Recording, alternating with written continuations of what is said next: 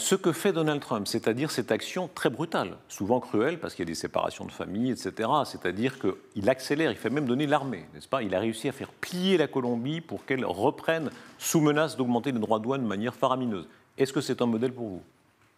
C'est plutôt nous qui devrions être un modèle pour lui, puisque ce qu'il a fait avec la Colombie, c'est ce que nous réclamons de faire avec l'Algérie, d'abord, qui refuse de respecter le droit international, parce que revenons quand même au départ de ces affaires, ce sont ces pays-là qui, en réalité, violent le droit international, car ils ont l'obligation de reprendre leurs nationaux, et ils refusent de le faire. Trump arrive à les forcer, pas la France. Oui, et c'est catastrophique, parce que si la France n'est pas capable de faire plier les Comores, je veux dire, on ne parle même pas de l'Algérie, là, on parle des Comores. Bon, c'est quand même très inquiétant. Donc, évidemment, qu'à partir du moment où vous dites à un pays, écoutez, vous allez reprendre vos nationaux, il vous dit non, vous dites, c'est non. Bon, alors très bien. Alors, effectivement, on arrête l'intégralité du versement. Alors, cas d'école, l'Algérie, qu'est-ce que vous feriez de plus que ce que fait le gouvernement actuellement? Soyons clairs. Je ferai exactement ce qu'a fait Donald Trump avec la Colombie. Exactement.